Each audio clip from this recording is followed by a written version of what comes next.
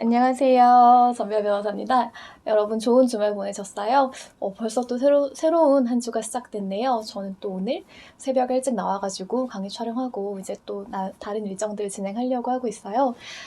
여러분들 이제 처음 지난주에 이게 사전 녹화잖아요. 그러다 보니까 약간의 텀이 있는데 지난주에 처음 여러분들이 이제 강의 이렇게 수강하시면서 여러 가지 이야기도 해주시고 그래서 좀 다시 이제 여러분과 소통한다라는 생각이 들어가지고 되게 즐거웠고요. 지금 이거 보실 때쯤이면 5월 중순? 그 정도 됐을 텐데 어떻게 지내실지 좀 궁금한 마음도 드네요. 그 기간 동안 조금 좋은 일들이 더 많았으면 좋겠다 그런 생각이 들어요.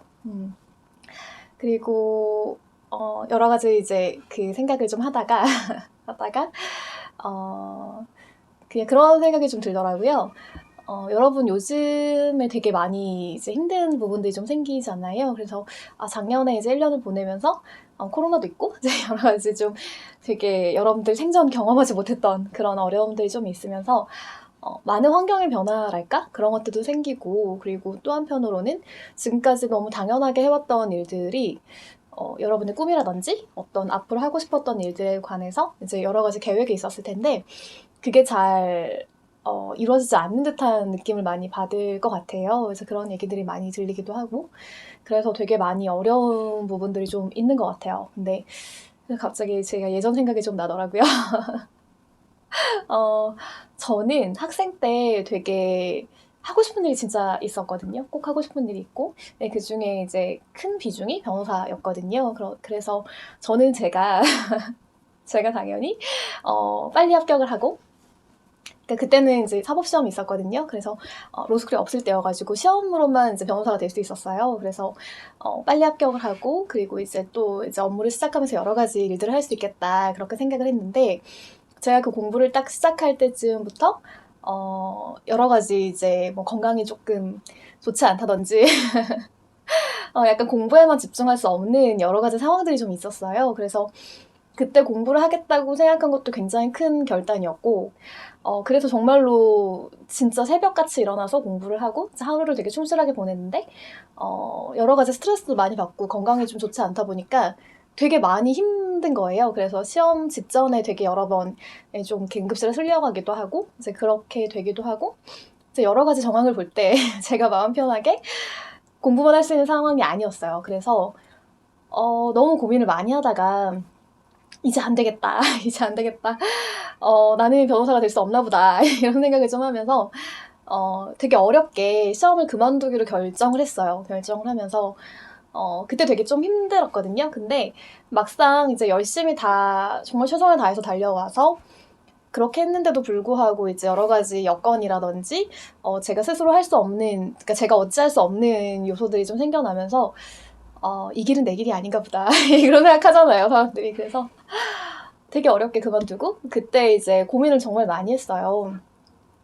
원래는 제가 조금 더 휴학을 일찍 하고 이제 저 때는 로스쿨이 없을 때여서 법대가 학교마다 있었거든요. 지금은 로스쿨이 있는, 특히 우리 학교 같은 경우도 로스쿨이 있으니까 법대가 없잖아요. 근데 보통 법대가 있는 학교들은 이렇게 학생들이 200~300명 정도 돼요. 이렇게 보통. 그래가지고 정말 많은 친구들이 이제 저학년 때 휴학을 하고 그 다음에 이제 그 휴학을 하고 나서 시험 준비를 하게 되거든요. 그게 왜냐면 학교랑 병행하는 게 힘들어요. 근데 저는 이제 장학금 받고 있었기 때문에 휴학을 하는 순간 장학금이 끊기는 거죠. 그래서 고민을 하다가 그냥 휴학을 하지 않고 4학년 2학기까지 등록을 다 해놓고 2학기 때 이제 그 휴학을 했어요. 왜냐면 등록을 다 했으니까 이제 그 졸업을 할까도 고민했는데 그래도 졸업하기 전에 시험 공부를 하는 게 맞겠다 싶어가지고 또 그렇게 가능해요. 가능해가지고 그 시스템을 이용해가지고 휴학을 하고 시작을 했는데 이제 그리고 나서 한 학기가 남은 거죠.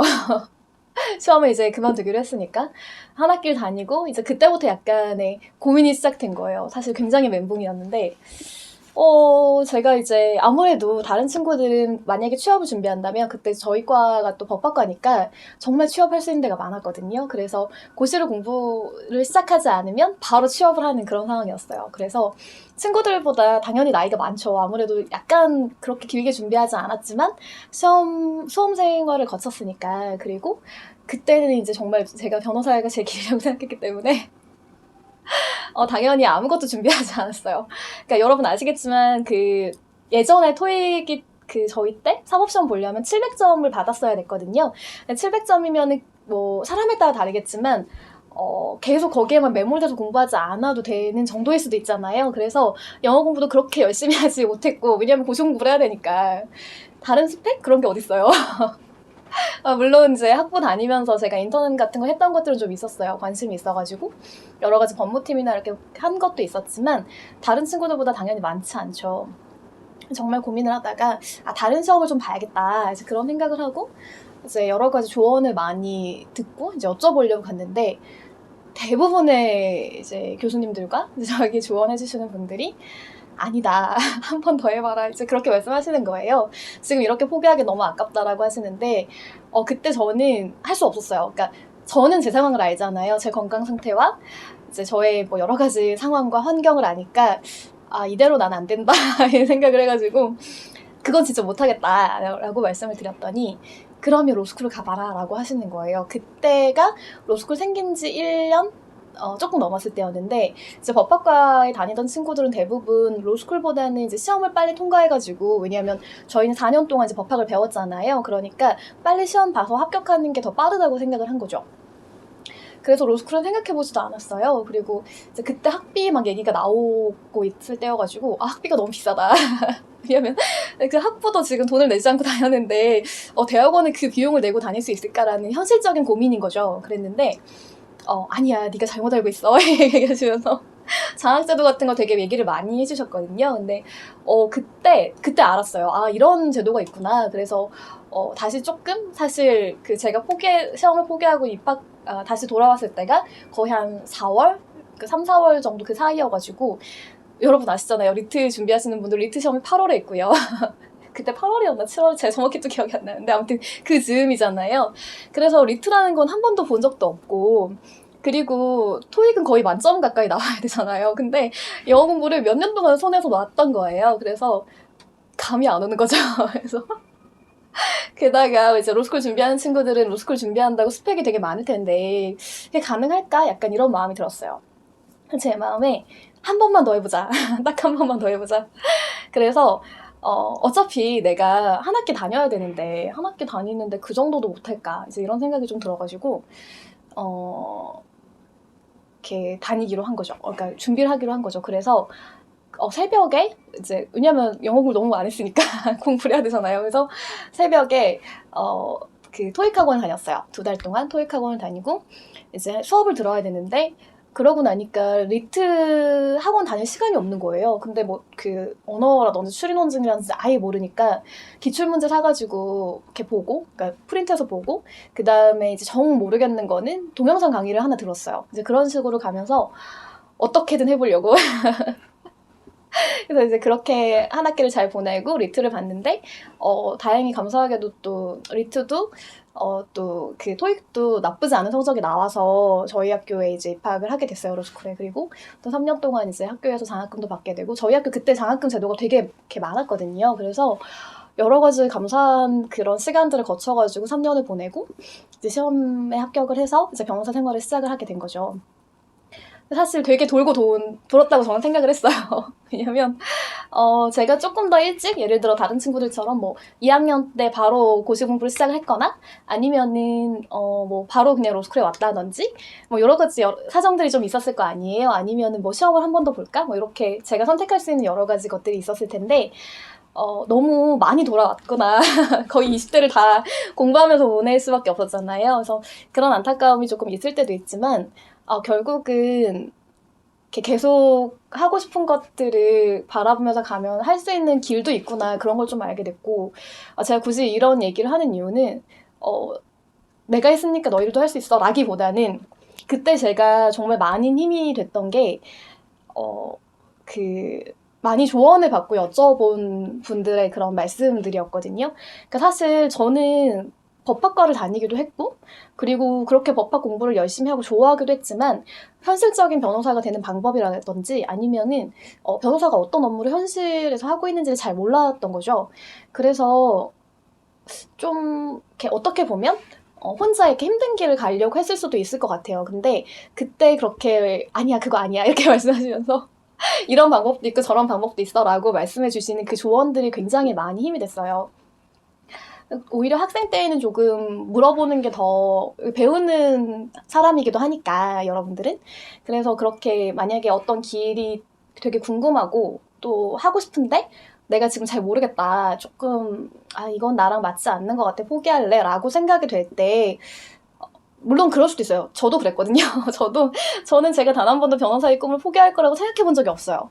그런데 포기가 되더라고요. 왜냐면 제가 어떻게 할 수 있는 상황이 아니니까. 그러니까 내가 뭔가 게으르고 뭔가 잘못해서 도저히 할 수 없는 상황이라고 한다면은 좀 납득하고 마음이 어렵지 않을 텐데 그런 게 아니었던 거예요. 그래서 굉장히 많이 힘든 시간들을 보냈지만 또 그 시간들을 통해 가지고 이렇게 저한테 조언해 주시고 말씀해 주시는 분들의 그런 조언이 얼마나 귀한지도 알게 됐고 그런 생각들을 하면서 요즘에도 좀 그런 마음이 많이 들어요. 그러니까 이제 제가 여러분이 어떻게 저를 보실지 잘 모르겠는데 사실 저는 지금 이렇게 개인적인 얘기를 하는 것도 굉장히 오랜만이고 별로 좋아하지 않아요. 왜냐하면 두 가지 이유가 있는데 첫 번째는 제 인생이 아직 끝나지 않았기 때문에 저 아직도 할 일이 되게 많고 해야 될 일도 너무 많고 제가 책임져야 될 사람도 많잖아요. 그러다 보니까 말하는 게 조심스러워요. 그러니까 어떻게 들릴지 혹은 다른 사람들에 대한 오해를 사지 않을지 그러니까 그런 부분들에 약간의 걱정이 있고 또 한 가지는 내가 이렇게 힘든 일을 겪고 왔음에도 불구하고 예를 들면 했기 때문에 이걸 못하는 사람들은 되게 게으른 거야 내지는 좀 훌륭하지 않은 태도야 이렇게 들릴까 봐서 그런 건 아니에요. 그런 건 아니고 아무리 열심히 해도 본인이 정말로 최선을 다해도 안 되는 때가 있어요. 그러니까 그게 나중에 지나고 나면 알게 되지만 정말로 좌절스러운 때가 있단 말이에요. 그러니까 제가 말씀드리고 싶은 건 그냥 여러분들 되게 많이 힘들고 좀 지치고 지금 약간 정말 길을 잃어버린 것 같다는 생각이 들면 그 분야에서 되게 잘 하시는 분들이 있잖아요. 그분들에게 좀 가서 조언을 구하는 건 되게 좋은 일인 것 같아요. 그러니까 사실 잘 친하지 않고 되게 어렵기도 하고 이제 그럴 수 있잖아요. 저도 되게 특히 제가 이제 좋아하고 조언을 받고 싶은 분들일수록 제가 좀 어려워해요. 왜냐하면 이렇게 쉽게 다가가기, 그러니까 왠지 약간의 거리감이 느껴지긴 하는데 그렇다고 하더라도 사실은 그분들이 정말로 뭔가 많은 이야기들을 해주실 수 있고 그분들의 조언이 되게 귀하거든요. 그리고 실제로 그분들의 말씀을 듣고 여러분의 삶의 방향이 좀 바뀔 수도 있는 거고요. 그래서 그런 조언은 되게 꼭 이렇게 용기 내서 용기를 꼭 내라 그런 말씀을 드리고 싶고요. 그리고 그 용기를 낼 때 조금 빨리 가는 건 좋은 것 같아요. 그러니까 저는 지금 요즘에 더 그런데 약간 제 마음이 약간 코너에 몰리지 않으면 왜냐면 이제 저도 이제 경력도 있고 나이도 있고 막 이렇게 점점점 시간이 지나다 보니까 함부로 이제 누구에게 무언가 말을 하는 거 특히나 이제 좋은 일은 상관이 없는데 힘든 일이랄까? 요런 것들을 말하는 게 굉장히 어려워해요, 제가. 그리고 말을 한다고 해도 이제 그 상황은 변하지 않을지라도 지속적으로 얘기하기 좀 어려워하거든요. 그래서 그냥 한번 조언을 듣고 최선을 다해야지 이렇게 생각을 하는데 그러다 보니까 이제 계속 물어봐 주시기는 해요. 괜찮냐? 잘 지내고 있냐? 그 일은 잘 해결됐냐? 이런 식으로 계속 되게 고마워하긴 하지만 쉽사리 이제 얘기하지 못하거든요. 그리고 제가 약간 마음이 코너에 몰려 있을 때 이제 얘기를 하기 때문에 오히려 조금 그런 말씀을 듣고 많이 이제 회복하려고 노력을 하지만 쉽게 한 번에 이렇게 확 회복하지 못하는 부분도 있잖아요. 왜냐하면 현실이 지금 달라진 건 아니라서 약간의 어려움들은 있을 수가 있잖아요. 그러니까 그걸 되게 자연스럽게 생각을 하고 있는데 그렇지만 여러분들은 그렇게까지 하실 필요가 없는 것 같아요. 그러니까 좀 지금 약간 혼란스럽고 지금 잘 모르겠는데 약간 누군가가 나에게 조언해주면 굉장히 빨리 어떤 일들을 진행할 수 있겠다라는 생각이 들면 그냥 지금 여쭤보시는 게 좋은 것 같아요. 그래서 너무 많이 힘들어지기 전에 먼저 여쭤보시는 건 되게 좋은 것 같고 또 여쭤보실 때 그건 중요해요. 여러분들이 어떤 조언을 받고자 하시는 분들이 있잖아요. 그분들이 굉장히 사실은 그 분야의 전문가이고 왜냐하면 되게 오래 하시면 누구나 전문가가 되거든요. 굉장히 전문적이실 거고 또 많은 일들을 처리하고 계시는 분들일 수 있어요.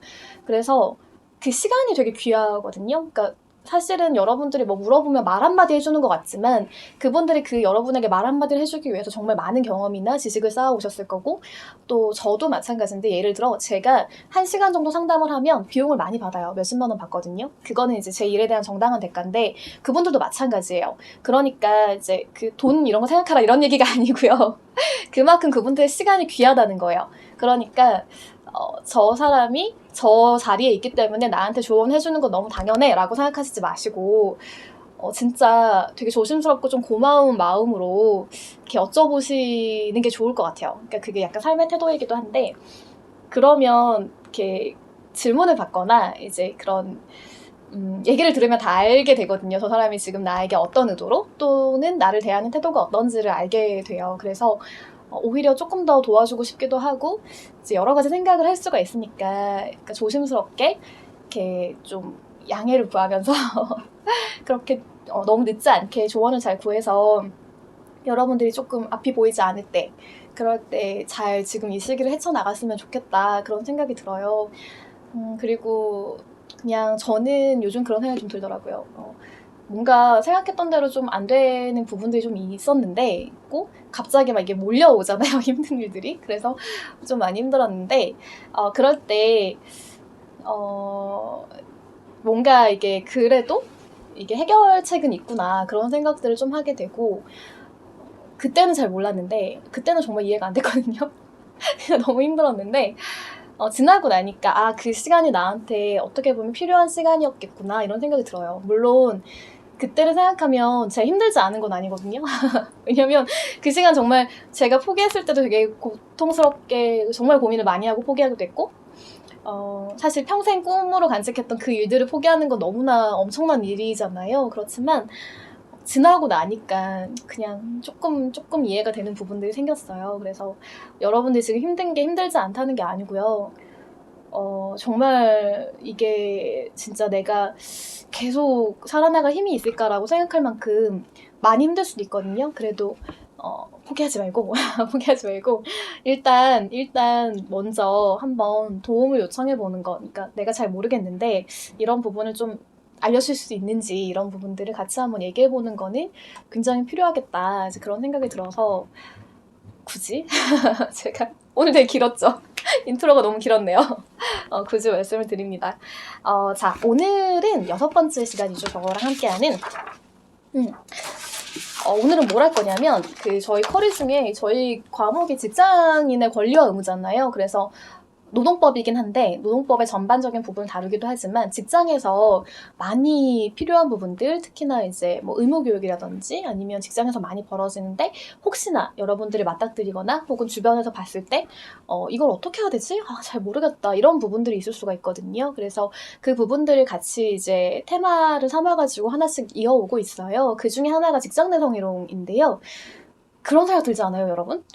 지금 때가 어느 때인데 무슨 성희롱이야. 뭐 직장 내에서 왜 성희롱을 교육까지 받아야 되지? 좀 귀찮다 이런 생각 하시는 분들 많을 거예요. 실제로도 이제 직장 내에 이따 보시겠지만 성희롱에 관한 부분이 의무 교육이에요. 그래서 업무 시간 내에 이제 들어야 된다거나 여러 가지 이제 제약들이 좀 있는데 좀 귀찮은 거죠.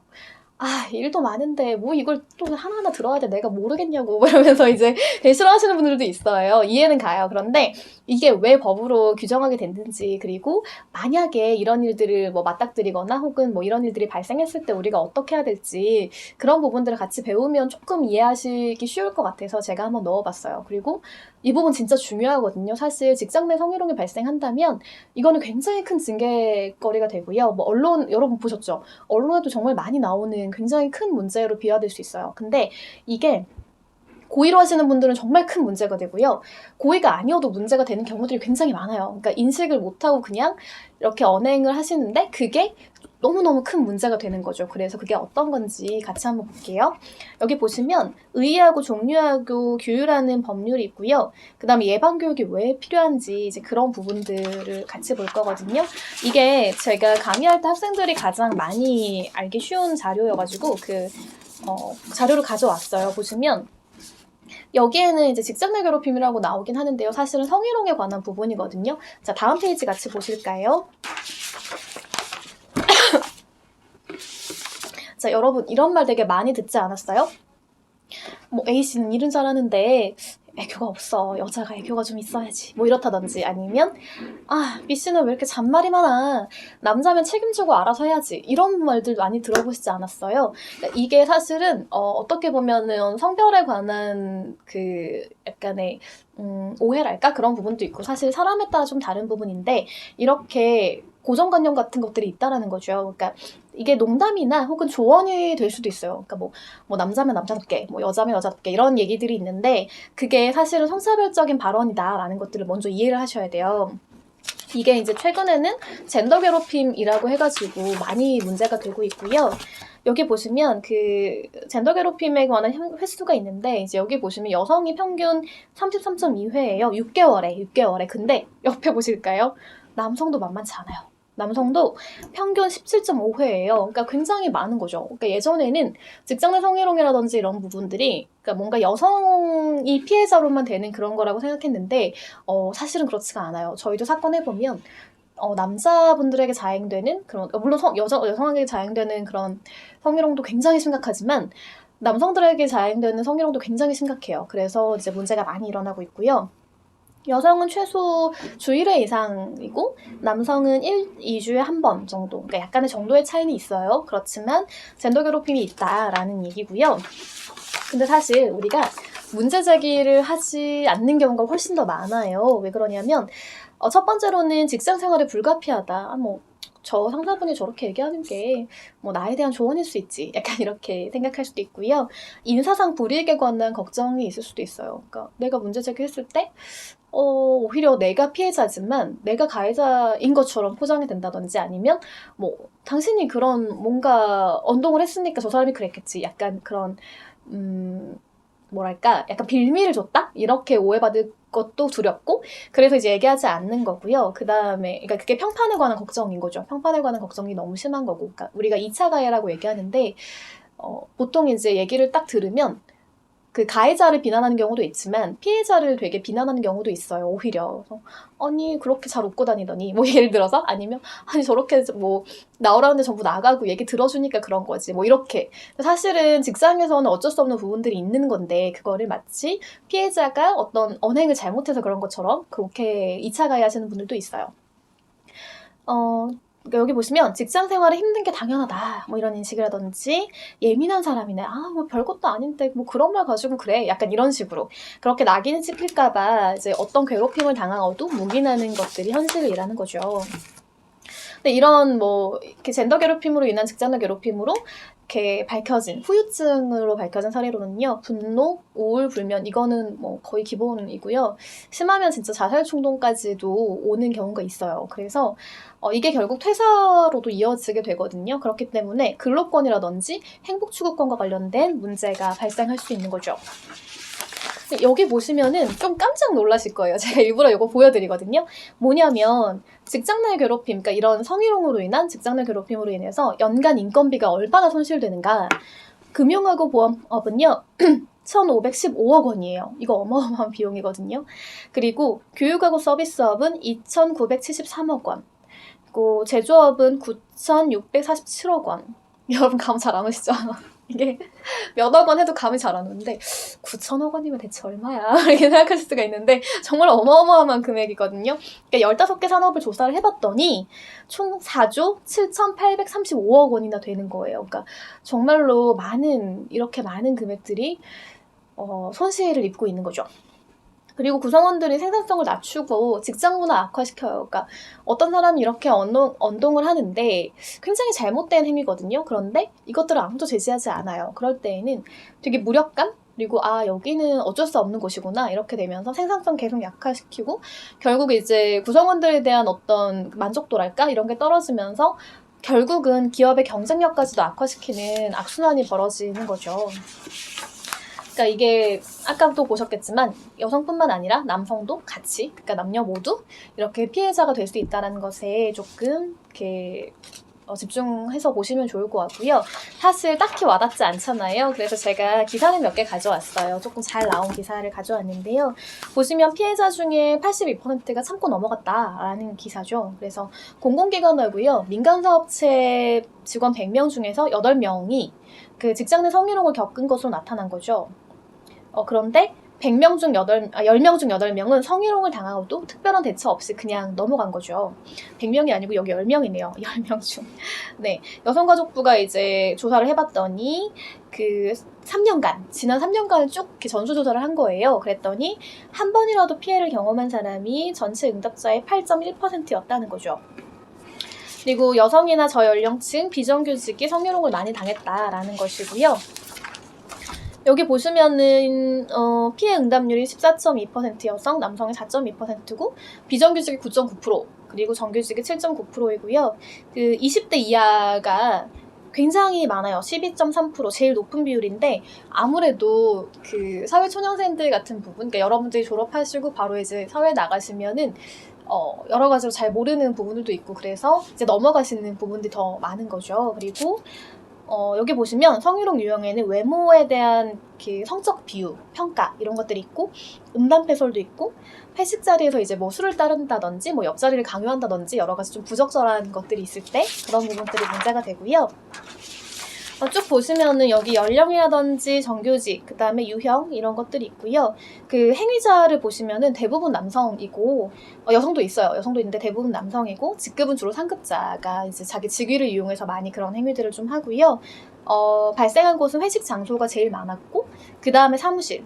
그리고 이제 81.6%는 그냥 넘어갔는데 그 이유 중에 하나가 큰 문제라고 생각하지 않아서 그리고 문제를 제기해도 해결되지 않을 것 같아서 이제 이런 두 가지가 가장 큰 요인이었다라는 것이고요. 그러니까 이제 뭔가 딱 그 문제를 제기했을 때 조직에 대한 문제 해결에 대한 그 신뢰도가 굉장히 낮고요.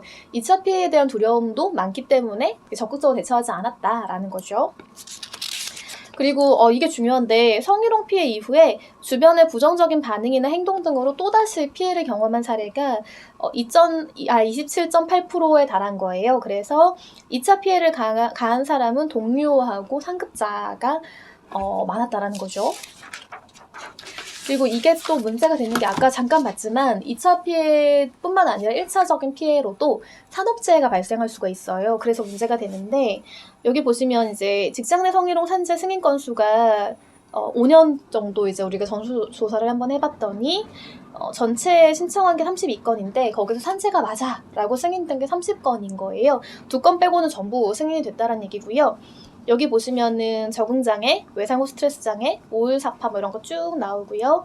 자살도 한 건 있어요. 그러니까 이게 되게 뭔가 그 사람이 약해서 그래 라고 생각할 수도 있겠죠. 그런데 사실 그렇다기보다는 누구나 이제 자기가 겪기 전까지는 이 일이 얼마나 큰지를 잘 예상하지 못하는 것 같아요. 그러니까 저희도 사건들을 하다 보면 남들은 이제 그렇게 얘기한다는 거죠. 동료들은 그거 그렇게 큰 괴롭힘은 아닌 것 같은데 뭐 당신이 너무 예민한 거 아니야? 근데 이게 막상 겪는 사람은요, 자기가 어떤 상황에 놓여져 있는지를 잘 알게 되고 이제 또 이해받지 못하는 그런 어려움도 있을 수가 있거든요. 그러다 보니까 점점 더 이제 안 좋은 그런 상황에 빠지게 되고 결국은 산재까지 이어지는 부분이 있어요. 그러니까 혹시나 여러분도 이제 이 수업 들을 때쯤이면 좀 이해가 가실 수 있으니까 이런 상황들이 그래서 누군가가 그런 일들을 겪었다라고 얘기를 들었을 때 학교에서도 마찬가지고요. 당신이 너무 예민해. 그거 별일 아닌데 라고 말하기보다는 한번 잘 들어보고 정말로 그런 일인지 아닌지 확인도 좀 해보고 조금 어쨌든 이분에 대한 것들을 좀 조력하려는 마음은 필요한 것 같아요. 물론 이게 너무 중대한 일이기 때문에 무조건 다 이제 말만을 듣고 어떤 상황을 파악하는 건 굉장히 위험한 거예요. 특히 저희도 재판해 보면 당연히 이제 어떤 그 증거라든지 이런 것들이 굉장히 중요하거든요. 다만 일단은 그런 얘기를 들었다면 그 사람 그럴 줄 알았어 뭐 이렇게 얘기한다기보다는 진짜 힘들었겠다 약간 이런 정서적인 지지랄까? 그런 부분들은 굉장히 필요한 부분들이 있어요. 그러니까 그런 것들 같이 한번 볼게요, 지금. 여기 보시면은 직장 내 성희롱하고 성추행이 1년간 이어졌는데 피해자가 퇴직을 강요받고 퇴사하게 된 거예요. 오히려 가해자는 그냥 계속 좀 승승장구하면서 이제 그 뭐 승진도 하고 계속 남아있었던 부분이 있는 거죠. 그랬을 때 당연하게 이제 뭔가 산업재해로 인정을 받게 되는 거죠. 그러니까 되게 심각한 문제다 이렇게 좀 알아두시고 넘어가면 좋을 것 같아요. 다음 페이지 보면은 회사의 2, 3차 가해가 동반돼서 피해 증상이 심각한 경우가 많았다. 그러니까 제가 아까 그 방금 말씀드린 것처럼 피해가 발생했을 때 그러니까 이제 물론 사실 확인을 위해서 그런 경우도 있어요. 그런데 너무 세세하게 상세하게 자꾸 이제 그 무슨 수사하듯이 물어보기보다는 사실 확인할 때도 굉장히 주의가 많이 필요하거든요. 그런데 마치 그 피해자가 빌미를 제공한 것처럼 이제 이렇게 몰아가게 되면 좀 힘든 거죠. 그리고 직장 동료들이나 이제 많은 사람들 뒤에서 저 사람 언젠가 저럴 줄 알았어 이렇게 뭐 그렇게 빌미를 주고 다니면 어떡해 뭐 이런 식으로 얘기한다든지 아니면 뭐 어떤 의도가 있어서 그럴 거야 라고 말하는 거는 당사자한테 굉장히 위험할 수가 있어요. 그래서 그 부분들 조금 주의할 필요는 있다. 이제 그런 내용의 기사이고요.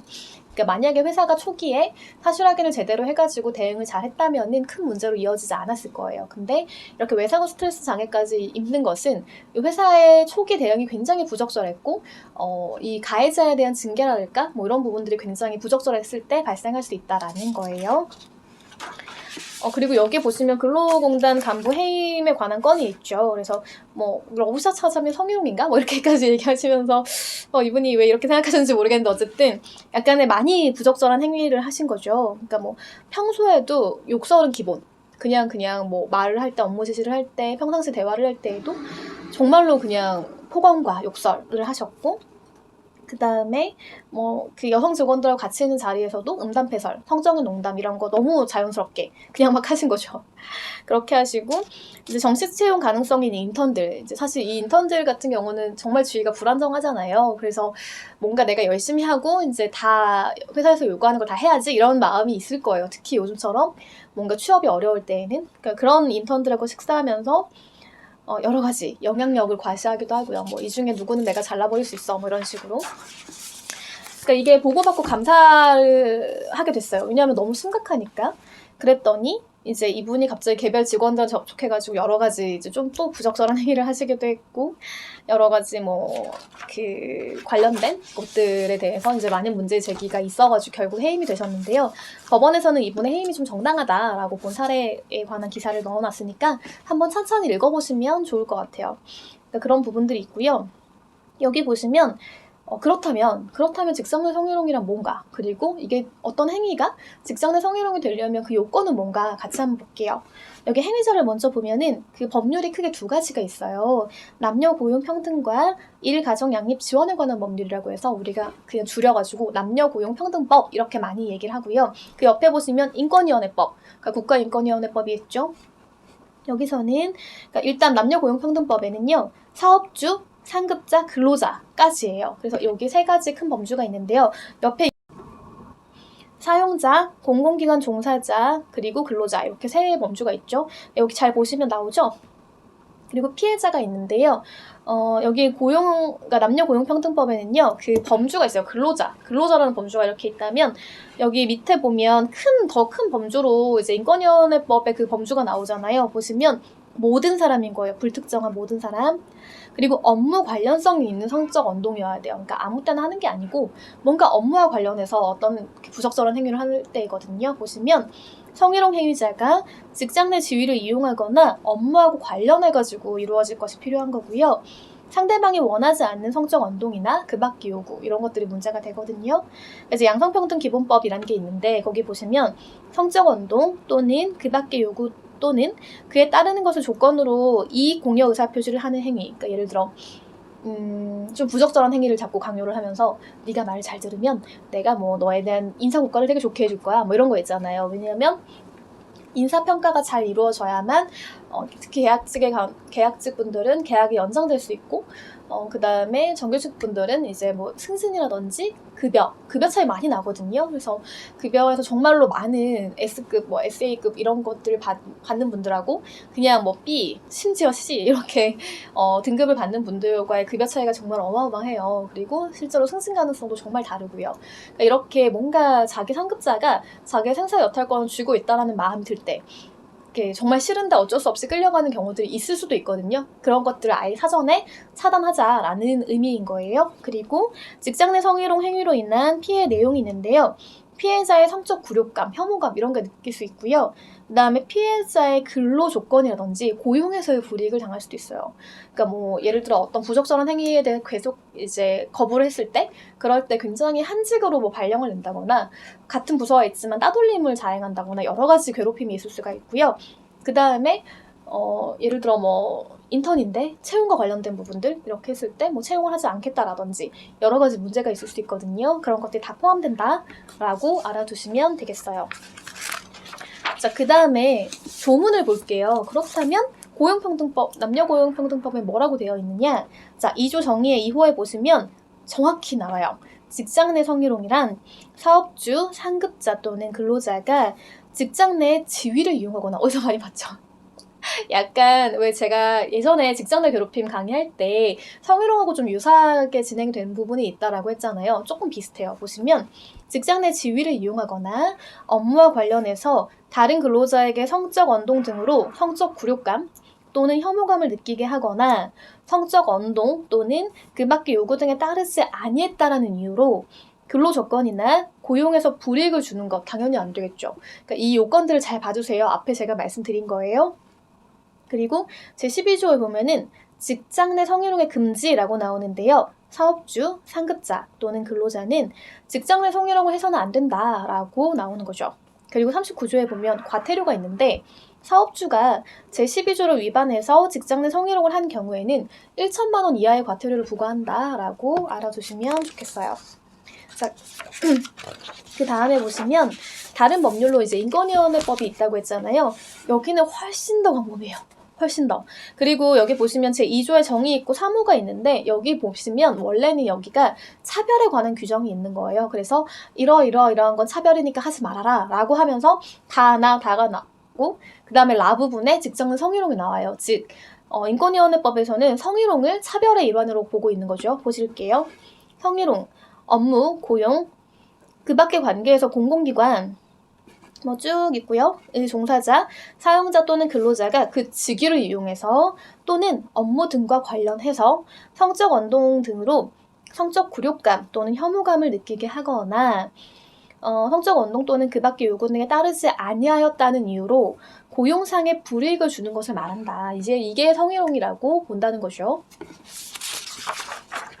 자, 그렇다면 어떤 사례가 있을까 같이 한번 볼까요? 자, 여기 보시면 판례 번호가 있고 부당해고 구제 재심 판정 취소죠.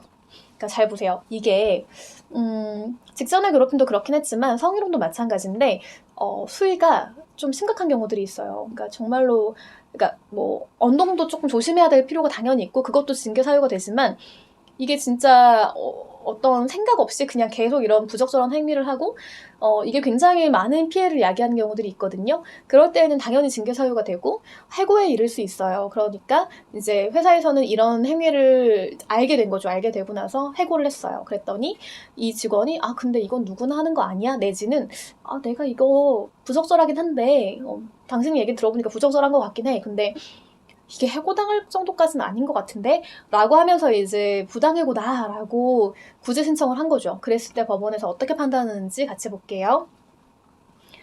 여기 보시면 예전에 지금은 개정이 됐잖아요. 근데 예전에 보면 남녀고용평등법 그러니까 개정되기 전에는 이 성적인 언동 등 이런 부분들에 대해서는 육체적인 관계라든지 신체적 특징과 관련된 육체적, 언어적, 시각적 행위로서 사회 공동체의 건전한 상식과 관행에 비추어 볼 때 객관적으로 상대방과 같은 처지에 있는 일반적이고도 평균적인 사람에게 성적 굴욕감이나 혐오감을 느낄 수 있는 행위 이렇게 이제 정의를 하고 있거든요. 그러면서 성립하기 위해서는 반드시 성적 동기라든지 의도가 있어야 하는 건 아니다. 그렇지만 당사자의 관계나 행위가 행해진 장소 및 상황, 행위에 대한 상대방의 명시적 또는 추정적인 반응의 내용 그리고 행위의 내용 및 정도, 그리고 행위가 일회적 또는 단기간인 것인지 아니면 계속적인 것인지 여부 등 구체적 사정을 좀 참작해 보는 거예요. 그랬을 때 객관적으로 상대방과 같은 처지에 있는 일반적이고도 평균적인 사람에게 성적 굴욕감이나 혐오감을 느낄 수 있게 하는 행위가 있고 그로 인하여 상대방의 이제 성적 굴욕감이나 혐오감을 느꼈음이 인정이 되어야 된다는 거죠. 그러니까 단순하게 어떤 행위가 있어서 그 행위가 바로 성희롱이야 라기보다는 지금 제가 말씀드린 이 상세한 요건들 있잖아요. 요걸 다 충족했을 때 성희롱이 되는 거다라고 판단하고 있다는 거죠. 자, 사실관계 보시면 근데 이분은 누가 봐도 되게 심각해요. 누가 봐도 심각한 게 왜 이런 행동을 하셨을지. 지점장님이신데요. 이제 어떤 여직원이 직원분께서 혼자 남아 계셨는데, 여성분께서. 그런데, 혼자 팩스를 이용해가지고 이제 업무를 처리하고 계셨던 거예요. 그랬는데 갑자기 뒤에서 혼자 껴안는 거죠. 혹은 뭐 여러 가지 술 취해가지고 다른 직원한테 전화하거나 뭐 문자하거나, 그러니까 정상적인 그런 내용이 아니고 되게 이상한, 정말로 좀 말도 안 되는 그런 내용들의 연락을 하게 되는 거죠. 뭐 예를 들면 전화를 해가지고 술 취해서 오빠야 내가 너 사랑하는 거 알지? 지점장님이 직원한테 이러면 안 되잖아요. 근데 너는 나 안 보고 싶냐? 뭐 이러면서 그러니까 되게 뭔가 연인 간에 할 법한 이상한 행동들을 막 하시는 거죠. 그리고 뭔가 그 집이 비어있는데 놀러 와라. 이게 되게 정상적인 반응은 아닌 것 같아요. 그리고 갑자기 막 그 볼에 입을 맞춘다든지 약간 성적인 언동을 계속 하는 거죠. 그러니까 이게 근데 특정한 사람한테만 한 게 아니고 정말 많은 사람들한테 이런 행동들을 한 거예요. 그래서 결국은 문제가 돼가지고 당연히 이제 해고를 당하게 된 거죠. 회식 자리에서도 뭐 이렇게 많은 부적절한 행위가 있었던 거고. 보시면 굉장히 상세하게 나오죠.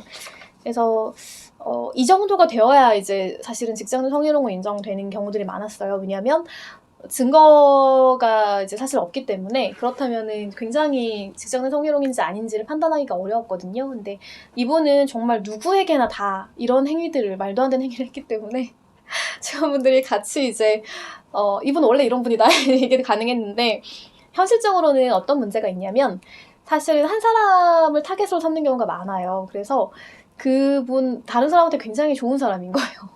진짜 그게 제일 힘든 사건인 것 같아요. 너무 좋은 사람이고, 굉장히 호인이고, 되게 뭐 섬세하고 이제 잘 챙겨주시는 부하 직원들에게 그런 분인데, 이 특정한 사람에게는 굉장히 자기를 괴롭게 하는 힘든 사람인 거죠. 그럴 때 뭔가 증거를 제시하는 것도 굉장히 어렵고, 그래서 좀 난감해하는 분들을 좀 보게 되거든요. 그럴 때도 있다라는 거죠. 그러니까 꼭 이렇게 다 보이는 케이스만 있는 건 아니다라는 거예요. 자, 그렇다면은 직장 내 성희롱의 피해자로 인정받는 자는 누구인가라는 거죠. 남녀고용평등법상 피해자인 근로자라고 함은 고용 형태와 무관하여 기간제, 단시간, 파견 근로자를 모두 포함하게 되는 거죠. 구직자하고 일정 범위의 협력업체 근로자도 포함이 돼요. 그리고 근로자는 우리 알죠? 우리 근로자 한번 했잖아요. 그죠? 직업의 종류와 관계없이 임금을 목적으로 사업이나 사업장에 근로를 제공하는 자라고 되어 있죠. 그러니까 근로기준법상의 근로자를 얘기한다고 생각하시면 되겠어요. 임금을 받고 사업장에서 근로를 제공하는 자라면 여러분 익히 아시듯이 정규직이든 임시직이든 계약직이든 파트타임, 그러니까 시간제 근로자이든 다 상관없어요. 비정규직이든 정규직이든 아무 상관없고요. 근로계약 기간, 뭐 이게 한 달짜리든 뭐 아니면 6개월짜리 계약이든 아니면은 뭐 2년 동안 할 수 있는 계약이든 전혀 상관이 없어요. 그냥 계약 기간과 전혀 상관없이 모두 근로자에 해당한다라고 아시면 좋겠어요. 비교할 게 하나 있는데 이건 아까 남녀고용평등법이었잖아요. 요거는 국가인권위원회법인데요. 근로자에 한정되지 않아요. 그러니까 남녀고용평등법은 근로자였잖아요. 근데 국가인권위원회는 조금 더 범위가 많이 넓어요. 많이 넓어가지고 근로자에 한정되지 않고 행위자인 사용자, 근로자, 공공기관 종사자로부터 업무와 관련해서 직장 내 성희롱을 당한 사람이라면 모두 피해자다라고 봐가지고 진정 제기할 수 있다라고 알아두시면 좋겠어요. 그리고 파견 근로자도 있는데요. 파견 근로자는 근로자잖아요. 그래서 남녀고용평등법의 적용을 당연히 받게 되는 거죠. 그리고 파견 근로자에 대한 직장 내 성희롱 예방 교육을 실시할 의무는 사용사업주에게 있다. 여러분 이제 파견 근로자 알죠? 그러니까 A라는 기업과 이제 파견 근로 계약을 B라는 근로자가 체결을 해요. 그리고 일은 C에다가 하는 거죠. C에 가서 하는 거죠. 그럴 때에는 이 C가 사용사업주잖아요. 그죠? 그래서 이 사용사업주, 그러니까 즉 근로자가 일하는 곳의 사업주, 그 사업주가 교육을 실시할 의무가 있어요. 보시면 파견 근로자가 일하는 사업장 소속 근로자에게 직장 내 성희롱을 당한 경우에는 그 사업장의 사업주가 행위자에 대해 징계 등의 조치 및 피해자 보호 조치를 취해야 하는 거죠. 왜냐하면 실제로 이제 우리가 일하는 곳에서 이렇게 성희롱이 발생할 확률이 굉장히 높잖아요. 그러면 파견 근로자는 당연하게 자기가 파견돼서 일하는, 그러니까 아까 말하자면 C에서 그런 부분들이 발생할 확률이 높죠. 당연히 그 C에 있는 사장님께서 교육도 하고 그다음에 만약에 어떤 행위가 발견되면 징계도 하고 해야 되는 거죠. 그리고 파견 근로자가 사용사업주 소속 근로자에게 직장 내 성희롱을 했다면 사용사업주가 사실을 확인을 하고 분쟁 처리 담당을 당연히 하는 거죠. 다만 사용사업주는 파견 근로자에 대한 징계 권한은 없어요. 그러니까 파견 근로자가 잘못했다는데 뭔가 그 근로계약은요, 사용사업주하고 있는 건 아니고 파견사업주하고 있거든요.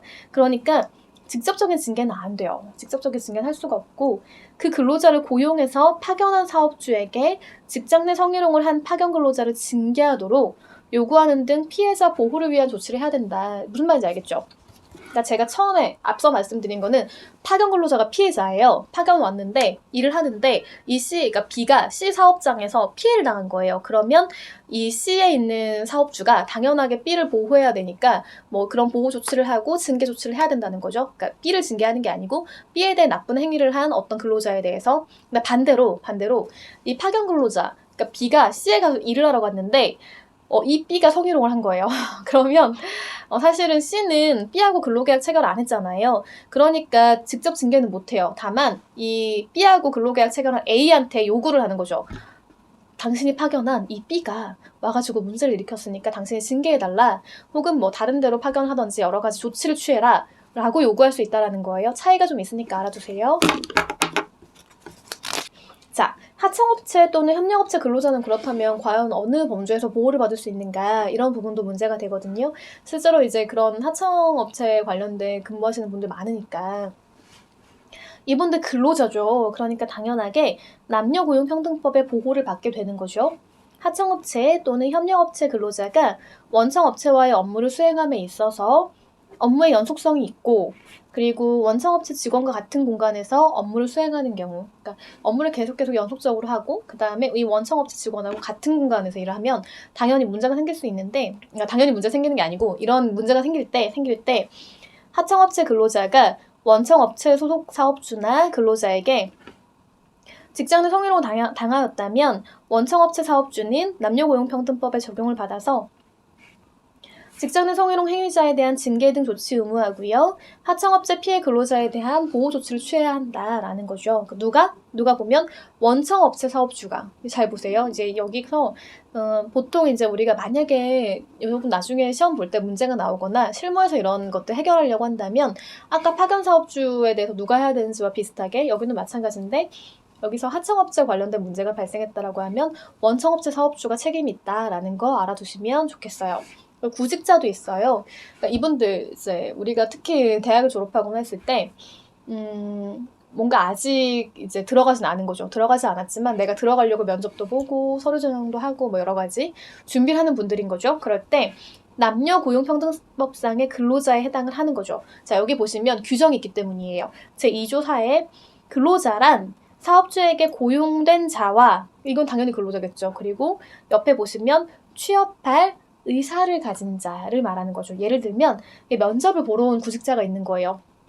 구직자에게 뭐 구직업체 사업주나 근로자가 직장 내 성희롱을 할 수도 있어요. 그러니까 이제 이것과 관련해가지고 뭐 되게 자기들은 농담을 한다고 회식 자리에서 이런 일이 발생하면 어떡할 거냐, 뭐 이런 굉장히 좀 부적절하고 구체적인 언동을 하면서, 아니면 정말로 말 그대로 진짜 정말로 성희롱과 관련된 되게 이상한 질문을 한다거나 그랬을 때에는 남녀고용평등법에 적용을 받는다라고 알아두시면 좋겠어요. 자, 그리고 그러면 이런 행위는 누가 하냐? 법에는 어떤 사람이 이런 행위자라고 인정을 하는 것인가 같이 볼게요. 관련 법규에 나타난 행위자인데요. 남녀고용평등법의 행위자는 사업주, 상급자, 근로자 이렇게 나뉘게 되거든요. 그리고 인권위원회법에서는요. 사용자, 근로자, 공공기관 종사자라고 약간의 범주는 다르지만 어쨌든 큰 틀에서 아주 다른 건 아니죠. 보시면 사용자는 사업주와 사업주를 대리하여 근로자에게 업무 지시를 하는 자를 포함하는 거예요. 예를 들면 기업의 등기이사이거나 그러니까 굉장히 높은 직급이나 직위를 가지신 분들이 있거든요. 약간 사업주를 대리해가지고, 왜냐면 대표이사가 예를 들어 뭐 삼성이나 뭐 현대나 이렇게 굉장히 큰 기업들 있잖아요. 큰 기업에서는 업무가 너무 많고 방대하기 때문에 근로자도 되게 많고요. 그러니까 대표이사나 어떤 그 회장님께서 하나하나 다 모든 근로자에게 업무 지시할 수가 없죠, 당연히. 그러니까 당연히 그 권한을 위임하고 이렇게 되는 건데, 등기이사나 전무 같은 경우는 굉장히 많은 권한을 갖고 있기 때문에 여러 가지 행위들을 할 수가 있거든요. 그리고 대리권을 위임받은 지점장, 아까 은행 케이스에서 보셨죠? 그런 부분들도 당연히 인정될 수 있는 거예요. 그리고 그러면 사업주는 누군가? 사업주 보실게요. 사업주는 법인 사업의 경우에는 법인 자체가 될 거고요. 개인 사업의 경우에는 개인 사업주를 의미하는 거죠. 그리고 법인의 대표이사는 사업주가 아니고요. 남녀고용평등법상의 상급자에 해당하는 거예요. 그러니까 이제 사업주는 법인이고, 대표자는 사업주는 아니고요. 그냥 상급자라고 인정된다라고 알아두시면 좋겠고요. 상급자는요, 사실 여러 가지 많은 직위들이 있지만 일반적으로는 그냥 사용자라고 생각하시면 조금 이해가 편해요. 자, 그렇다면 우리가 상급자는 사용자라고 했는데 사용자는 누구인가? 이것도 여러분 아실 거예요. 하지만 리마인드 차원에서 한 번 더 보겠습니다. 사용자는 사업주를 포함하는 광이 굉장히 넓은 개념이라는 거죠. 사용자는 사업주, 사업의 경영 담당자, 기타 근로자에 관한 사항에 대하여 사업주를 위해서 행위하는 자라고 이제 나와 있죠. 우리 법안에. 자, 보시면 사업의 경영 담당자는 사업주가 아니면서 사업 경영 일반에 관해서 책임을 지는 자를 의미하는 거죠. 예를 들면은 대표이사나 등기이사나 지배인 이런 분들이고, 그다음에 근로자에 관한 사항에 대해서 사업주를 위하여 행위하는 자도 있을 수가 있어요. 사업주 또는 사업의 경영 담당자로부터 권한을 위임받아 자신의 책임 아래 근로자를 채용하거나 해고를 하거나 근로조건을 결정하거나 여러 가지 집행을 하는 것. 이런 인사처분을 할 수 있는 지위. 그러니까 생각보다 인사처분하는 지위는 좀 강력할 수 있는 거죠. 그리고 근로자의 업무를 지휘하거나 감독하는 자도 포함이 되는 거죠. 예를 들자면은 인사노무 담당 이사 혹은 공장이 있다면 공장장님 같은 분들, 이런 분들은 굉장히 강한 권한을 가지고 있다라고 알아두시면 좋겠어요. 이게 형식적인 직위나 직급에 따라 판단하는 것이 아니고요. 구체적인 직무 내용에 의해 판단하는 거죠. 예를 들어서 이사님이긴 한데, 그러니까 명칭은 이사지만 실제 업무를 보면 그냥 형식적으로만 이사이고 실제적으로 그렇게 뭔가 집행을 담당하는 지위는 아닐 수가 있거든요. 그래서 형식이 아니라 명칭이 아니라 실제 직무 내용을 보고 판단한다라고 알아두시면 좋겠어요. 또 이런 경우도 있는데요. 지금까지는 우리가 직장 내에서 직장에 관련된 많은 분들, 상급자라거나 직원이나 그러니까 동료 직원들이라든지 그런 부분들에 대해 살펴봤는데, 이런 경우도 있어요. 고객 등 제3자, 그러니까 직장에 같이 소속돼서 근무하는 분은 아니에요. 그런데 고객이 와서 한다거나 전혀 상관없는 제3자가 와서 한다거나 이럴 때 도대체 어떻게 처리해야 될까 난감한 경우들이 있거든요. 같이 한번 볼게요. 고객이나 거래처 직원 등 피해자와 같은 사업장에 소속되어 있지 않는 분들, 그렇지만 업무와 밀접한 관련이 있는 제3자일 수 있어요. 그러니까 업무랑 아주 상관이 없는 제3자가 왔을 때까지 사업주가 책임지는 건 너무 무리한 해석이죠.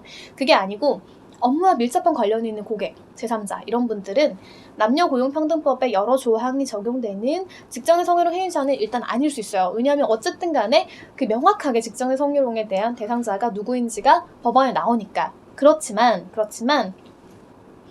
남녀고용평등법은 고객 등 업무와 밀접한 관련이 있는 자가 업무 수행 과정에서 근로자에게 직장 내 성희롱을 하고 해당 근로자가 그로 인한 고충 해소를 요청할 경우에 사업주는 근무 장소를 변경한다든지 배치 전환한다든지 유급 휴가의 명령 등 적절한 조치를 취해야 되는 거예요. 그리고 피해 근로자에게 불이익한 조치를 취해서는 안 되는 거죠. 자, 법안을 먼저 봅시다. 남녀고용평등법 제14조의 2 고객 등에 의한 성희롱 방지. 이 규정이 있다는 건 뭐예요? 그동안 고객들에 대한 성희롱이 굉장히 많았던 거죠. 자, 볼게요. 제1항 사업주는 고객 등 업무와 밀접한 관련이 있는 자가 업무 수행 과정에서 성적인 언동 등을 통하여 근로자에게 성적 굴욕감 또는 혐오감을 느끼게 하여 해당 근로자가 그로 인한 고충 해소를 요청할 경우 근무 장소의 변경, 배치 전환, 유급 휴가 명령 등 적절한 조치를 해야 된다라는 부분이고요. 2항 사업주는 근로자가 제1항에 따른 피해를 주장을 하거나 고객 등으로부터의 성적 요구 등에 불응한 것을 이유로 해고나 그 밖에 불이익한 조치를 해서는 안 된다. 그러니까 이제 과거에는 특히 그런 경우가 많았는데 어떤 고객이 되게 불이익한 조치, 그러니까 이상한 부당한 뭐 성희롱 같은 걸 하는데 이걸 사용자한테 얘기했을 때 오히려 해고를 한다거나 혹은 아유 그 정도는 참아야지 우리 서비스업인데 아, 그 정도도 못 견디면서 여기 입사 왜 했어 뭐 이런 식으로 얘기한다든지 당신 그렇게 예민하면 뭐 나가 혹은 뭐 감봉을 한다든지 여러 가지 뭐 부적절한 행위를 했을 때 그렇게 해서는 안 된다라는 거예요. 자, 이런 경우가 많았는데요. 정말 많았어요. 그러니까 콜센터, 지난번에도 제가 직장 내 괴롭힘 얘기하면서 말씀드렸던 것 같은데, 콜센터는 이게 사람이 얼굴 대 얼굴을 보고 얘기하는 게 아니잖아요. 그러다 보니까 굉장히 부적절한 언동이 많아요. 그러니까 이런 성희롱도 정말 많거든요. 같이 보실게요. 고객이 콜센터 근로자를 포함해 근로자에게 전화를 걸어가지고 직장 내 성희롱을 한 경우에는 성폭력 범죄 처벌 등에 관한 특례법이 있어요. 이미 특별법으로 규정을 하고 있어요. 거기서 자기 또는 다른 사람의 성적 욕망을 유발하거나 만족시킬 목적으로 전화, 우편, 컴퓨터, 그 밖의 통신 매체를 통하여 성적 수치심이나 혐오감을 일으키는 말, 음향, 글, 그림, 영상 또는 물건을 상대방에게 도달하게 한 사람에 해당해가지고요. 여기서 만약 해당이 된다면 2년 이하의 징역이나 500만 원 이하의 벌금, 좀 그래도 많이 강력한 편이거든요. 그런데 이제 여기서 보시면 그러니까 이런 부분들이 있어가지고 처벌 대상이 된다라고 알아두시면 좋겠고요. 그 밑에 보시면 제가 아까 말씀드릴 때 남성도 피해자가 될 수 있다라고 했잖아요. 실제 케이스가 있어요. 보시면 의류 제조 판매 회사의 생산부 미싱사와 미싱 보조로 일하는 여성 근로자 A와 B는 같은 회사 생산부 소속 기계실 기계 수리기사 보조사원으로 일하는 남성 근로자 C에게 굉장히 부적절한 행위를 했어요. C가 너무 힘들고 기분이 나쁜 거예요. 어떻게 나한테 이런 행위를 하지? 라고 하면서 계속 거부 의사를 표시했음에도 불구하고 A와 B는 C에게 신체 접촉을 계속 한 거죠. 이에 대해서 이제 법원은 여성인 A와 B가 C에 대하여 한 성적인 행위가 남녀고용평등법상 직장 내 성희롱에 해당된다. 그리고 C가 A와 B의 행위로 인해 받은 정신적 고통이 인정된다라고 판결을 내렸거든요. 뒤에 한번 보실까요? 여기가 그렇게 마냥 작은 회사는 아니었어요. 피고회사가 300인 정도의 근로자를 이제 사용해가지고 의류 제조 판매업을 영위하는 회사였고요. 그리고 이제 아까 문제됐던 그 두 분 여성 근로자분들께서 기혼 여성이셨고요. 이 남자분은 미혼이셨던 거죠. 계속 이제 거부 의사를 표시를 했는데, 뭔가 계속 이렇게 그 특정 부위를 만지기도 하고 여러 가지 뭐 원고는 덩치가 있어서 좋아. 그러니까 그 남자분한테 너는 덩치가 있어서 좋아.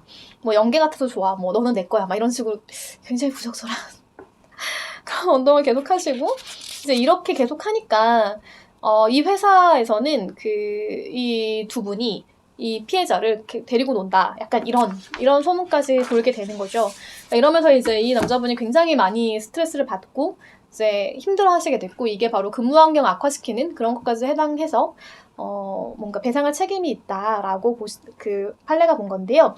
여기서 보시면 그 판례가 피고들의 행동은 분명한 성적인 동기와 의도를 가진 것으로 보여지고 그런 언동이 사회 통념상 일상적으로 허용되는 단순한 농담이나 호의적인 언동의 범주를 이미 넘었다. 그래서 원고로 하여금 성적 굴욕감이나 혐오감을 느끼게 함과 동시에 사회적 평가를 저하시키고 왜냐하면 아까 이상한 소문 막 돌았다고 했잖아요. 그죠?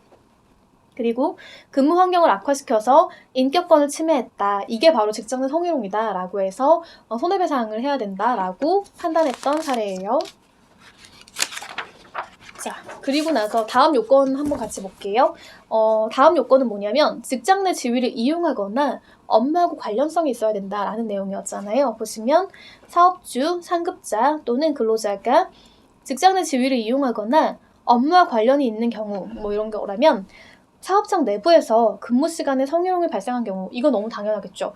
뿐만 아니라 사업장 밖에서 근무 시간 외에 성희롱을 한 경우에도 직장 내 성희롱으로 처벌받을 수 있다. 그러니까 그런 거죠. 이제 업무를 하는데 우리가 당연히 이제 업무 시간 내에 뭐 회사 내에서 발생하는 일이라면 오케이. 근데 만약에 업무 시간이 지났는데 뭐 어떤 일이 있어가지고 회사 밖에서 만났다거나 특정한 일이 있어서 근데 그거는 회사도 아니고 업무 시간도 아니네? 성희롱 아니야. 좀 부당하잖아요. 그러니까 인정될 수 있다라는 건데요. 같이 보시면 판례 볼게요. 이건 인권위원회 결정 같이 볼게요. 근무 시간 외에 직장 밖에서 만난 경우에도 업무 관련성이 인정된 사례가 있는 거예요. 연구위원으로 일하고 있는 A는 고문인 B에게 후원금을 받으러 직장 외의 장소에서 B가 원하는 시간에 만나는 경우가 많았던 거예요. 그러니까 이거는 일상의 업무의 차원이었던 거죠. 그냥 계속. 이 직장에서는 고문이 만나자라고 하면 연구위원은 선배와 원로에 대한 예우 차원에서 이유를 묻지 않고 그냥 만나는 거예요. 그래서 이제 만나면은 후원금도 지급받게 되고 여러 가지 업무에 관한 조언도 받고 그랬던 관계였던 거죠.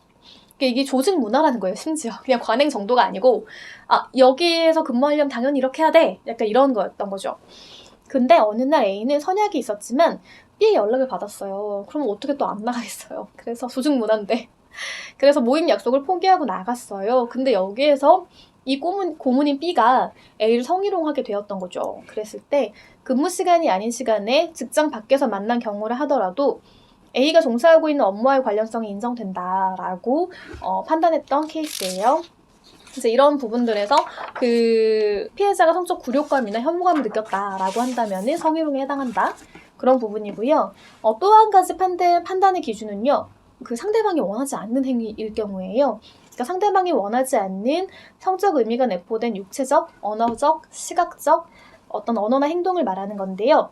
여기서 중요한 건 상대방이 원하지 않는 게 뭔가 하겠죠. 그러니까 되게 어떻게 보면은 굉장히 주관적으로 느껴질 수 있잖아요. 그래서 보시면 상대방이 명시적으로 거부 의사를 표현한 경우만이 아니라 적극적으로나 소극적 또는 묵시적으로 거부하는 경우도 포함이 되는 거예요. 그러니까 이제 이런 경우가 있죠. 뭔가 행위가 있을 때 이건 아닌 것 같아요. 막 이렇게 하고 자리를 피하는 것뿐만 아니라 뭔가 이렇게 명시적으로 할 수 없어도 그러니까 꼭 분명한 어떤 거부 행위가 있어야만 직장 내 성희롱이고 거부하지 않았을 경우에는 아니다라고 보기에는 좀 어려운 사례가 있다라는 건데요. 보시면 현실에서는 피해자가 사회 경험이 부족해서 직장 내 성희롱 상황에 도대체 어떻게 해야 될지 모르겠다. 특히 이제 사회 초년생 같은 경우들이 이런 경우가 발생을 하거든요.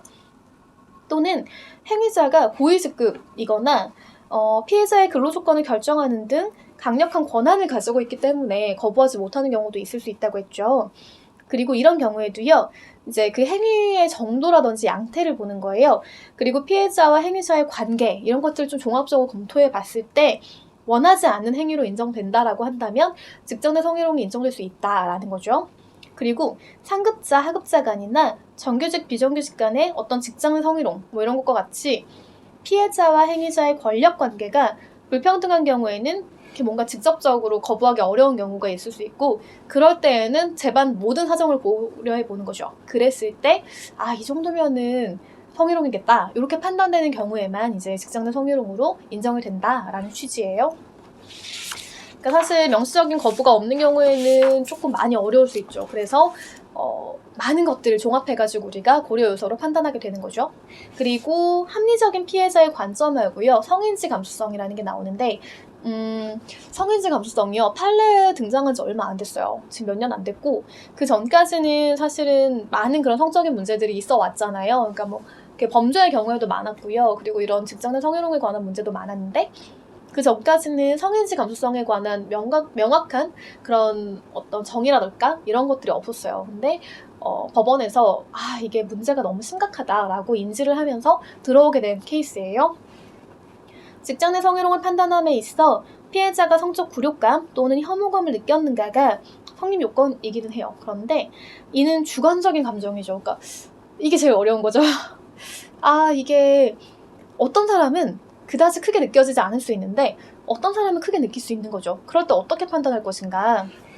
따라서 이를 누구의 관점에서 그렇게 느낄 수 있는가? 그래도 아무리 주관적이어도 우리가 나름의 판단 기준이 있어야 될 거 아니에요. 그러니까 누구의 관점에서 느낄 수 있는지가 굉장히 중요한 요소인 거죠. 최근 대법원, 그러니까 그나마 몇 년 안 됐어요. 대법원에서는 우리 사회 전체 일반적이고 평균적인 사람이 아니라, 그러니까 잘 보셔야 돼요. 그러니까 사실 사회에서 일반적이고 평균적인 사람을 이제 두고 상정하는 것도 어떻게 보면 타당할 수 있지만 그렇다기보다는 피해자와 같은 처지에 있는 평균적인 사람의 입장에서 판단해야 된다라는 거예요. 그러니까 어떤 개별 기업이나 이런 어떤 시스템상의 문제랄까? 이런 것들이 정말로 각자 다 다를 수가 있거든요. 그러니까 그 개인의 어떤 민감도나 예민성이 아니고 그 사람이 소속돼 있는 그런 공동체일 수 있죠. 그곳에서 일반적으로 생각하는 피해자와 같은 처지에 있는 사람이 느껴지는 감정을 기준으로 한다는 거죠. 객관적으로 좀 측정하려고 노력을 하는 거예요.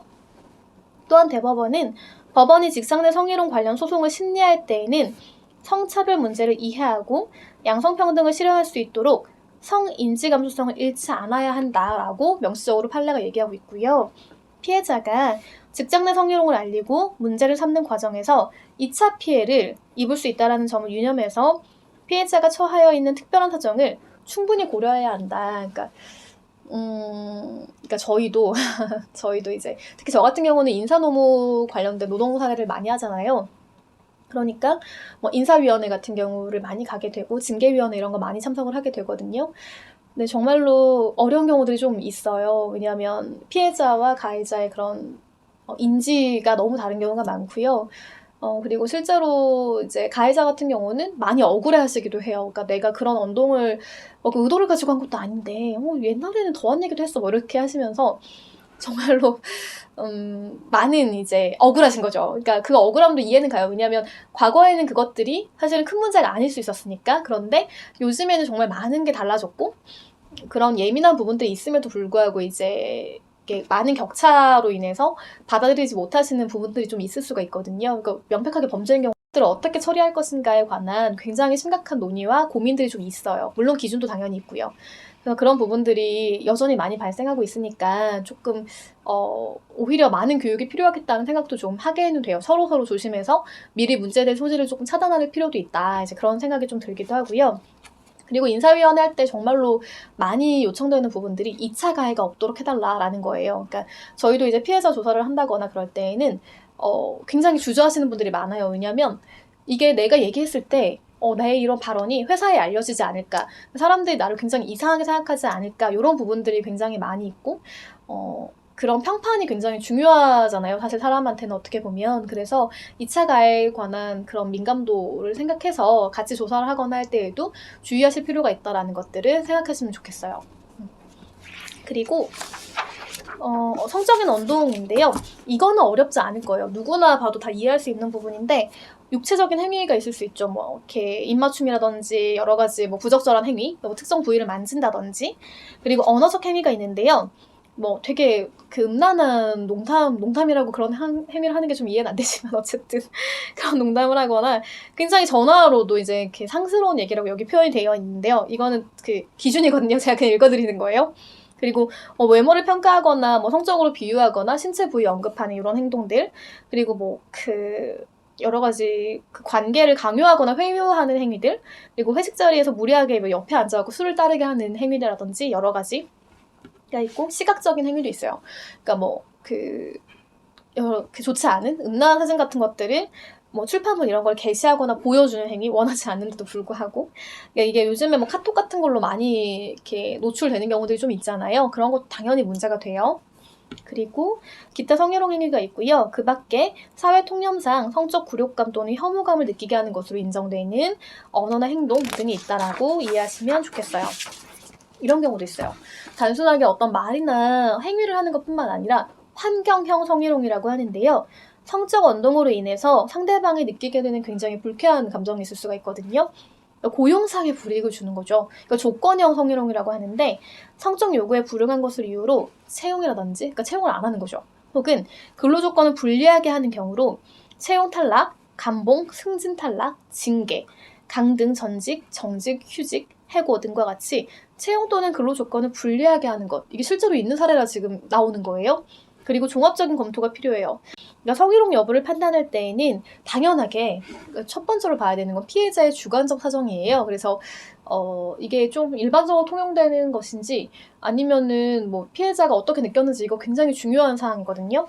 그걸 고려해야 돼요. 그런데 사회 통념상 합리적인 사람이 피해자의 입장이라면은 문제가 되는 행동에 대해서 어떻게 판단하고 대응했을 것인가, 이것도 중요한 거예요. 그러니까 왜냐하면 너무 피해자의 입장에서만 생각하고 전반적인 것들을 고려하지 않았을 때에는 조금 그 어떤 사람의 민감도에 따라서 같은 행동인데 어떤 사람은 처벌이 되고 어떤 사람은 처벌 안 된다? 이건 좀 부당하니까 객관적인 기준을 마련하기 위해서 필요하다라는 것이고요.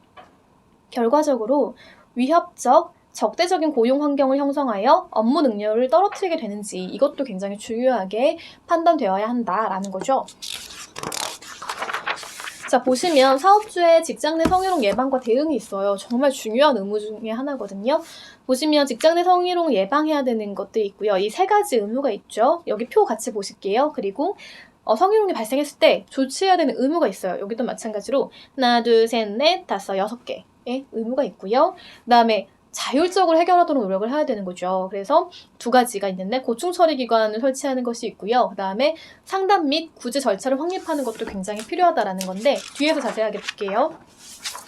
여기는 뭐냐면은 그 사업주의 의무와 내용 그리고 위반했을 때 어떤 제재가 있는 건가라는 것인데 굉장히 많죠. 금지 의무 위반했을 때 1,000만 원 이하 과태료, 성희롱 예방 의무 위반했을 때 500만 원 이하의 과태료 쭉 나오죠. 요거는 외울 필요까지 없고 어차피 법안 나오면 알 수 있으니까. 다만 이럴 때는 와 3년 이하의 징역도 가능해? 뭐 이렇게 이게 굉장히 심각한 행위구나 라고 한번 읽고 넘어가시면 좋겠어요. 이건 각자 한번 살펴보시고요. 다음 페이지 마찬가지. 자, 봅시다. 이 사업주 의무의 특징 부분 한번 같이 볼까요? 직장 내 성희롱은요, 근로자의 인격권하고 노동권 침해하는 행위로서 법률에서 엄격히 금지하고 있는 행위죠. 그러니까 이게 사실 왜 만들어졌냐면 이 법제의 목적은 피해 근로자의 침해된 권리를 회복시키는 거예요, 일단. 그리고 안전하고 성평등한 근로 환경을 구축하는 거죠. 이러한 취지를 충족시킬 수 있는 자는 누구예요? 근로자 이거 잘 못하거든요. 결국은 사업주가 할 수밖에 없는 거죠. 그렇기 때문에 남녀고용평등법은 직장 내 성희롱의 예방이나 처리에 관한 모든 책임을 사업주에게 지우고 있을 수 있는 거죠. 그리고 위반할 때에는 사실 우리가 이런 거죠. 말로만 이제 어떤 아이가 잘못했는데 엄마가 너 그러면 안 돼. 약간 이렇게 말로만 하고 그냥 넘어가고 했을 때에는 좀 문제가 될 수 있잖아요. 근데 그때 약간 강력하게 이제 아이들을 훈계하는 거죠. 그러니까 때리고 체벌하고 이런 게 아니라 정말로 이 문제가 어떤 문제가 있고 네가 이걸 했을 때에는 어떤 행위의 결과가 발생할 수 있으니까 하지 말아야 되라고 명확하게 말해주는 부분이 필요한 거죠. 그리고 법에는 이것과 별도로 처벌 규정도 있어요. 그게 왜 그러냐면 그냥 규율만 했을 때에는 뭔가 사업주가 약간 지키지 않을 그런 위험도 좀 있기 때문에 강제적으로라도 규제를 하는 거죠. 그래서 꼭 지키게 하도록 하는 규제들이 좀 있어요. 그리고 사업주는 근로계약상 근로자에 대해서 안전한 근로 환경을 제공해야 할 안전 배려 의무라고 해요. 그런 의무가 있기 때문에 이런 측면에서도 당연하게 직장 내 성희롱 예방해야겠죠. 판례는 행위자뿐만 아니라 사업주에 대해서도 민사상 불법 행위에 의한 손해배상 책임 인정하고 있고요. 행위자의 직장 내 성희롱 행위에 대한 사용자로서의 책임도 인정하고 있다라고 알아두시면 좋겠어요. 판례가 있는데 보실게요. 그러니까 직원 A가 있어요. 근로자 A가 있는데 이 직속 상사인 B가 있는 거죠. 근데 A에게 이제 목이라든지 어깨라든지 여러 가지 신체 부위를 막 만지고 출장 시에는 엉덩이를 치기도 하고 그러니까 되게 굉장히 정말 부적절한 언행과 이런 것들을 지속해 온 거죠. 그래서 못 참겠는 거죠. 그래서 A가 문제 제기를 하고 다른 데로 이제 B를 보내달라라고 했는데 회사에서는 오히려 네가 가 약간 이렇게 얘기하면서 좀 대기 발령을 하게 되고 약간 직장 내 괴롭힘, 왕따를 당하고 이제 이렇게 된 거예요. 그래서 A가 너무 억울한 거죠. 아니 내가 피해를 당했는데 왜 내가 대기 발령을 당해야 되고 왜 이런 행동 내가 왜 왕따가 돼야 되지? 약간 이러면서 이제 손해배상 청구했던 사건이고요. 수원지방법원이요. 회사가 행위자의 직장 내 성희롱 행위를 미리 예방하지 못했다. 그렇기 때문에 보호 의무를 하지 못했고 정신적 손해를 배상해야 된다라고 판단한 사례였어요. 그리고 여기 보시면 뒤에 같은 판례인데요. 사업주는 직장 내 성희롱이 확인된 경우에는 지체 없이 부서 전환을 한다거나 징계, 기타 이에 준하는 조치를 취해야 한다. 그리고 고용상 불이익한 조치도 당연히 하면 안 되는데 그런 행위까지 했으니까 당연히 손해배상 책임이 있다라고 판단했던 사례예요. 그리고 드디어 나옵니다. 네, 처음에 물어봤던 거. 직장 내 성희롱 예방 교육 왜 해야 되느냐? 여기 보시면 법적인 의무가 있기 때문이에요. 상시 근로자 1인 이상 모든 사업장, 그러니까 근로자 한 명이라도 마찬가지인데요. 사업주는 직장 내 성희롱을 예방하고 근로자가 안전한 근로 환경에서 일할 수 있는 여건을 조성하기 위해서 직장 내 성희롱 예방을 위한 교육을 실시해야 한다라고 남녀고용평등법에 규정이 되어 있어요. 이 규정은 의무 규정이거든요. 그렇기 때문에 지키지 않으면 문제가 되죠. 그리고 이 직장 내 성희롱 예방 교육은 연 1회 이상은 실시를 해야 되는 거고요. 다만 이럴 수가 있어요. 이제 뭐 규모가 좀 작을 수도 있고 아니면은 특정 성별만 필요한 또 업종들이 몇 가지가 있을 수 있잖아요. 그럴 때에는 상시 10명 미만의 근로자를 고용을 하거나 사업주 및 근로자 모두가 남성 또는 여성 중 어느 한 성으로 구성된 사업의 사업주는 성희롱 예방의 내용을 근로자가 알 수 있도록 홍보물을 게시하거나 배포하는 방법으로 직장 내 성희롱 예방 교육을 할 수 있다라는 부분인 거죠. 그리고 포함되어야 하는 사항도 시행령에 굉장히 자세하게 나오는데요. 성희롱에 관한 법령, 그리고 성희롱이 발생했을 때 처리 절차하고 조치의 기준이 나와야 되는 것이고요. 그 다음에 피해 근로자의 고충 상담 및 구제 절차, 그리고 성희롱 예방에 필요한 사항을 몇 가지 다 상세하게 교육을 해야 된다라는 취지예요. 그리고 이 성희롱 예방 교육은요, 사업의 규모나 특성들을 고려해서 직원 연수, 조회, 회의, 인터넷 등 정보통신망을 이용한 사이버 교육도 가능한데, 다만 단순하게 교육 자료 등을 배포하고 게시하거나 전자우편을 보내거나 게시판을 공지하는 데 그치는 등 이렇게 딱 하면 어때요? 이게 교육이라고 볼 수 있을까요? 좀 애매하잖아요. 그럴 때에는 예방 교육을 하지 않은 것으로 볼 수 있다라는 거죠. 그리고 이제 예방 지침을 마련하는 것도 굉장히 중요해요. 사업주는 직장 내 성희롱 예방 및 금지를 위하여 성희롱 예방 지침을 마련을 해야 되고요. 그리고 이것들을 그냥 지침만 마련하면 뭐예요? 근로자가 못 보면 아무 소용없죠. 그러니까 근로자가 자유롭게 열람할 수 있는 장소에 항상 게시해야 된다라는 것이고요. 규칙에 보면은 이 상담하고 고충 처리에 필요한 사항, 그리고 조사 절차, 그리고 이게 발생했을 때 피해자를 어떻게 보호할 것인가에 대한 절차, 행위자 징계 절차 및 징계 수준, 그 밖에 이제 예방이나 금지를 위해 필요한 사항들을 상세하게 명시해야 된다라는 것이고요. 그리고 아까 보면 우리 왜 고객 등에 의해 발생하는 성희롱도 있었잖아요. 그럴 때 사업주는 고객 등 업무와 밀접한 관련이 있는 자가 업무 수행 과정에서 성적인 언동 등을 통해서 이제 여러 가지 성희롱을 했을 때에는 부당한 그 고충 해소를 요청한 근로자에게 부당한 행위해서는 안 된다라는 것이고요. 그리고 성희롱 피해자에게 불리한 조치를 해서도 안 된다는 거예요. 그러니까 아까 봤지만 고객 등에 의한 성희롱 피해를 주장하거나 고객 등으로부터의 성적 요구에 불응한 것을 이유로 해고나 그 밖에 불이익한 조치 해서는 안 된다라는 취지예요. 그리고 사업주가 만약에 알게 됐다. 어떻게 해야 될 것인가 같이 볼게요. 신고를 받는 경우가 있고요. 아니면 그냥 알 수도 있거든요. 어떤 경위로든. 그랬을 때에는 지체 없이 사실 확인을 위한 조사를 해야 돼요. 그러니까 우리가 어떤 문제가 발생했을 때 그것을 조금 빨리 확인하고 빨리빨리 어떤 대안을 마련하고 그러면 생각보다 수월하게 문제가 해결되는 경우들이 있을 수가 있거든요. 근데 이게 우리 회사에서 그렇게 부적절한 행위가 있다고 그럴 리가 없어. 내지는 좀 골치 아픈데 그냥 두자 이렇게 했을 때 그러면 문제가 점점 심화되거든요. 그러니까 굉장히 작게 해결할 수 있는 일들을 너무 크게 이렇게 퍼뜨리는 거죠. 그래서 즉시 지체 없이 사실 확인을 위한 조사를 하는 게 맞고요. 법적인 의무이기도 해요. 그리고 이 경우에 피해 근로자 등이 조사 과정에서 수치심을 느끼지 않도록 해야 된다라는 거죠. 직장 내 성희롱 조사 기간 동안 피해 근로자 등을 보호하기 위하여 필요한 경우 피해 근로자 등에 대하여 근무 시간 변경, 유급 휴가 명령 등 적절한 조치를 해야 하고요. 그 다음에 이 경우 피해 근로자의 의사에 반하는 조치해서는 안 돼요. 아까 왜 피해 당했다라고 하면서 이제 조사를 요청했더니 갑자기 가해자가 아니라 피해자를 인사이동시켜버리고 굉장히 문제죠. 그러니까 그거는 피해자가 원하는 바도 아니었어요. 결국은 손해배상 했잖아요. 그런 문제들 잘 예민하게 봐야 된다라는 거예요. 그리고 직장 내 성희롱 발생 사실이 확인된 때에는 피해 근로자가 요청하면 근무 장소의 변경, 배치 전환, 유급 휴가 명령 등 적절한 조치해야 된다라는 거죠. 그리고 다음 장 보시면요. 의무사항이 계속 이어지고 있는데요. 확인된 때 마찬가지고요. 그 다음에 불리한 처우를 금지하는데 여기 보시면 그 법에요. 정말 불리한 처우, 해서는 안 되는 거, 해서는 안 되는 행위가 진짜 상세하게 나오거든요. 같이 보실게요. 파면 등 신분상실, 그러니까 파면, 해고, 해임 다 마찬가지예요. 안 된다는 거고, 징계 등 부당한 인사조치, 직무 미부여 등 본인 의사에 반하는 인사조치, 대기발령 같은 거, 성과평가 등 금품 차별, 그러니까 뭐 너는 문제를 일으켰으니까 성과평가를 나쁘게 할 거야. 혹은 뭐 너 이거 줄 수 없어. 이런 식으로. 그 다음에 교육훈련 기회 제한하거나 집단 따돌림 등 정신적, 신체적 손상 행위 또는 발생 방치. 그러니까 이런 거 너무 많은 거죠. 그러니까 뭔가 문제를 일으켰다라고 생각해가지고 회사가 이 사실조사 같은 걸 하지 않고 그냥 직원들 사이에서 아름아름 이렇게 그 약간의 뭐라 그럴까 배제? 따돌림? 이런 게 있는데 그걸 해소해주지 않고 그냥 지켜만 보는 거죠. 혹은 뭐 오히려 더 권장한다거나 이런 나쁜 행위들이 있으면 안 되는 거죠.